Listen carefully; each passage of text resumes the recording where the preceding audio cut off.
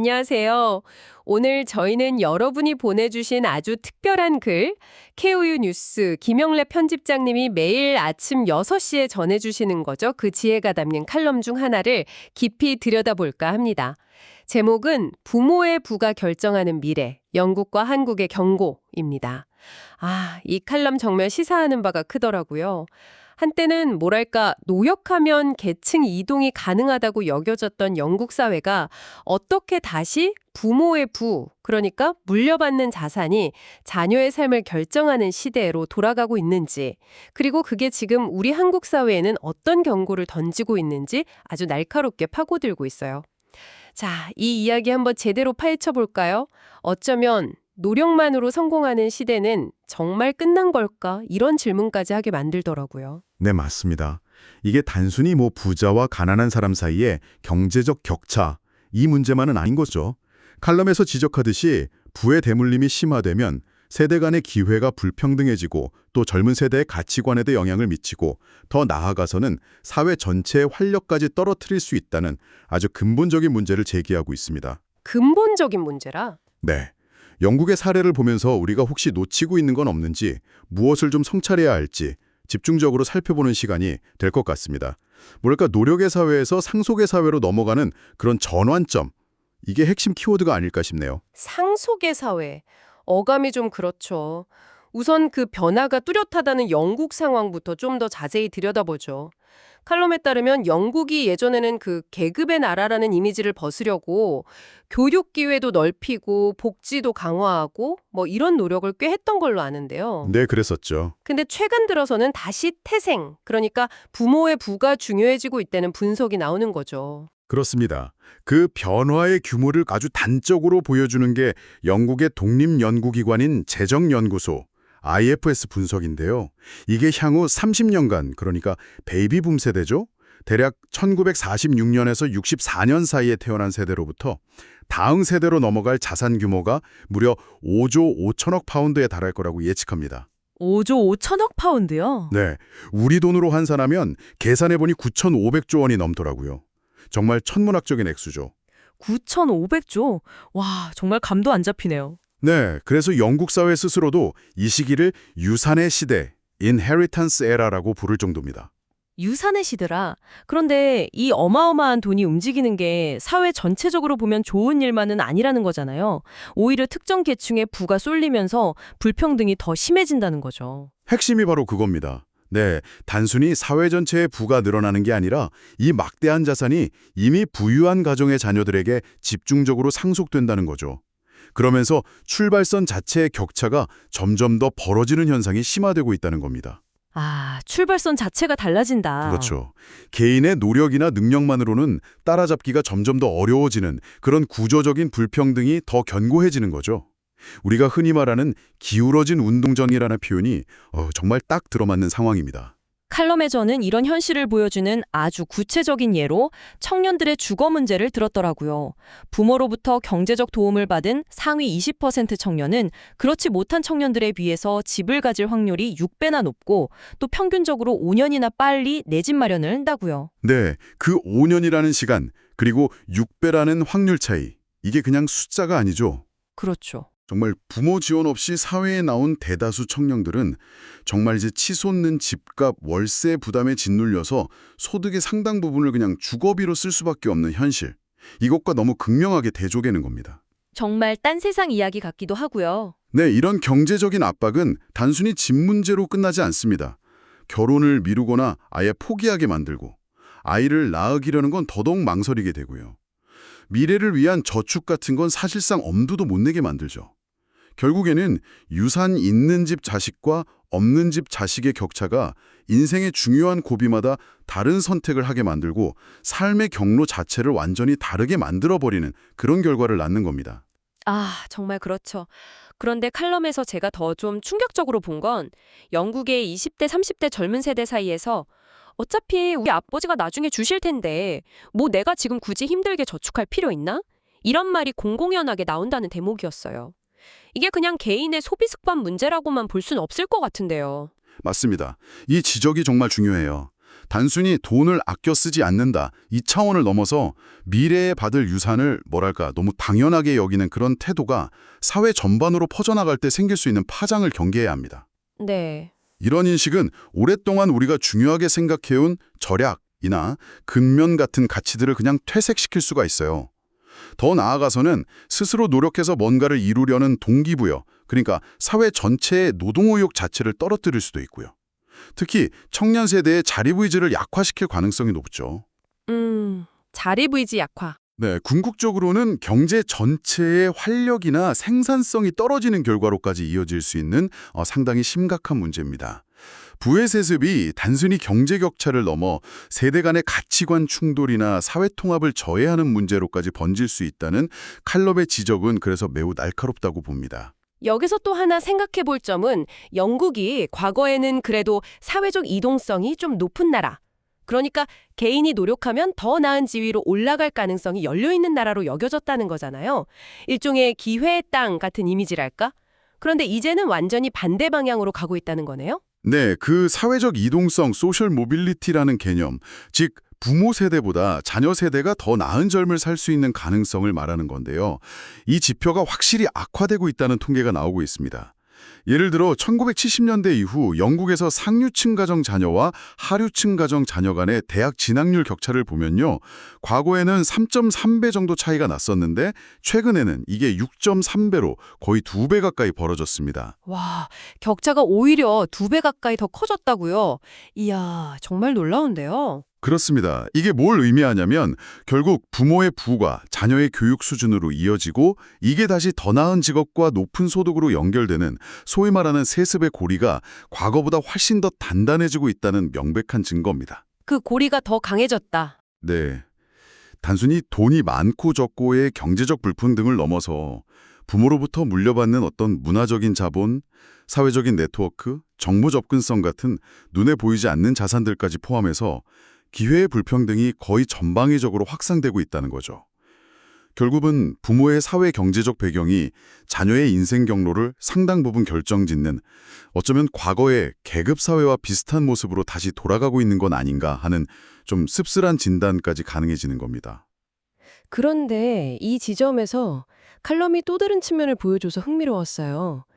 이런 구조 속에서 상대적으로 혜택을 받는 위치에 있는 부유층 자녀들조차 마냥 좋기만 한 건 아니라는 거. 뭔가 불편함을 느낀다는 거죠. 네, 바로 그 점이 이 칼럼을 더 입체적으로 만들어주는 것 같아요. 25세 사회복지사인 프란체스카 베이커 브루커라는 인물의 이야기가 아주 인상 깊게 소개되는데요. 아, 네네. 그 이야기 기억나요. 주변 친구들은 대부분 부모님이 집을 사주시거나 아니면 주택담보대출 보증을 서주시거나 뭐 이런 식으로 비교적 쉽게 집을 구하는데 자기는 그런 도움을 기대할 수 없어서 훨씬 더 오래, 더 힘들게 노력해야만 내 집 마련이 가능한 상황이라고 했죠. 그렇죠. 그런데 그 과정이 힘들지만 그래도 자기 힘으로 뭔가를 이뤄낸다는 것에 자부심을 느낀다는 말이 참 와닿았어요. 맞아요. 그러면서 그녀가 자신의 또래 세대에 대한 우려를 표하잖아요. 경제적으로 자립하는 방법을 제대로 배우지 못한 세대가 될 수 있다. 부모의 도움 없이는 아무것도 시작할 수 없는 사회가 되어가는 현실에 대한 불안감을 아주 솔직하게 드러낸 겁니다. 아, 자립 방법을 배우지 못한 세대라. 네, 이런 개인적인 고민은 실제 통계와도 일치합니다. 영국 중앙은행 보고서를 보면 현재 영국 청년층의 주택 소유율이 주거비 폭등 같은 여러 요인 때문에 1990년대와 비교했을 때 절반 이하로 뚝 떨어졌습니다. 절반 이하요? 와, 이건 정말 심각한 수준인데요. 네, 그렇습니다. 청년들이 자기 힘으로 벌어서는 도저히 감당하기 힘든 주거비와 생활비 상승분을 결국 부모 세대의 자산 이전, 즉 상속이 메워주는 구조가 점점 더 일반화되고 있다는 명백한 증거이 셈이죠. 그렇군요.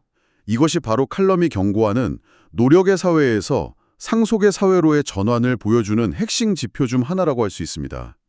경제성장이나 개인의 성취를 통해 더 나은 미래를 만들어가기보다는 물려받은 부를 어떻게 잘 지키고 유지할 것인가가 더 중요한 가치가 되는 사회.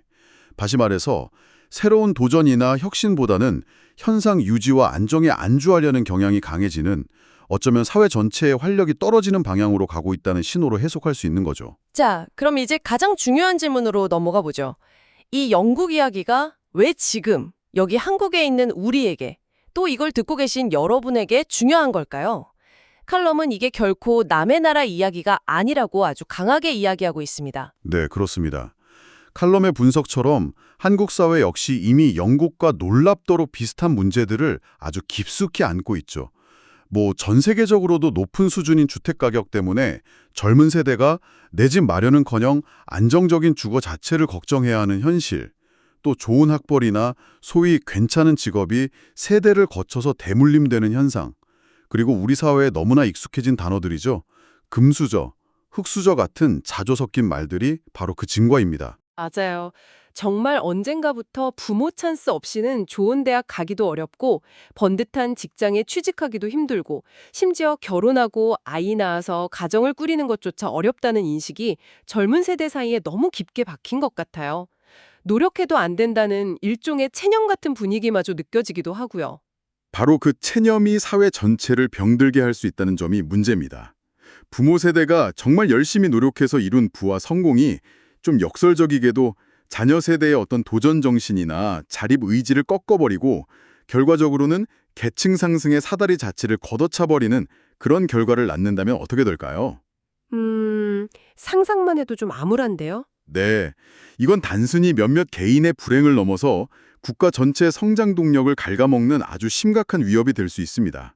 새로운 아이디어나 혁신을 통해서 미래를 개척하기보다는 이미 가진 것을 지키는 데만 급급한 사회가 되면 그 사회의 역동성은 당연히 떨어질 수밖에 없으니까요. 이것이 영국 사례가 우리에게 던지는 가장 큰 경고라고 생각합니다. 그래서 칼럼이 궁극적으로 말하고자 하는 것은 우리가 다음 세대에게 물려줘야 할 진짜 부는 단순히 돈이나 재산 같은 물질적인 게 아니라 누구나 노력하면 성공할 수 있다는 믿음을 주는 공정한 기회, 또 어려운 상황에서도 좌절하지 않고 스스로 길을 찾아 나서는 삶을 대하는 태도, 그리고 서로가 서로를 믿고 함께 나아갈 수 있다는 사회적 신뢰여야 한다는 거군요. 정확합니다. 눈에 보이는 상속재산보다 훨씬 더 중요하고 본질적인 가치들이죠. 그것이야말로 세대를 넘어서 지속가능한 사회를 만드는 진정한 토대라는 아주 깊은 통찰을 담고 있습니다. 그럼 이 복잡하고 어려운 문제를 어떻게 풀어가야 할까요? 칼럼에서도 그냥 세금을 더 걷거나 복지 지출을 늘리는 것만으로는 한계가 있다고 지적하던데요. 뭔가 좀 더 근본적인 해법이 필요하다는 거겠죠? 네, 칼럼은 문제의 뿌리를 기회를 공정하게 나눌 수 있는 구조를 어떻게 다시 만들 것인가 여기에 두고 접근합니다. 물론 정부의 역할이 중요하죠.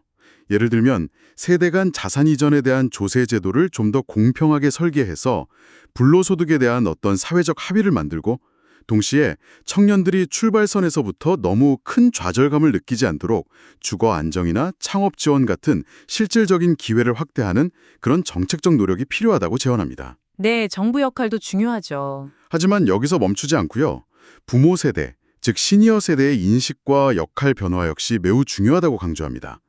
자녀에게 단순히 재산을 물려주는 것을 넘어서 그보다 더 값진 것, 즉 경제적으로 스스로 독립하는 삶의 중요성이라든지 사회 공동체의 일원으로서 책임을 다하는 태도의 가치를 가르치고 또 직접 본을 보이는 것이 중요하다고 말합니다. 아하. 이것이 바로 칼럼이 역설하는 진정한 의미의 유산, 그러니까 돈 자체가 아니라 스스로의 힘으로 삶을 당당하게 꾸려나갈 수 있는 능력을 물려주는 것이죠. 아하, 그러니까 물질적인 부를 어떻게 물려줄까 이걸 고민하기 이전에 어떤 정신적인 자산, 어떤 삶의 지혜와 태도를 다음 세대에게 전해줄 것인가를 먼저 고민해야 한다는 거군요.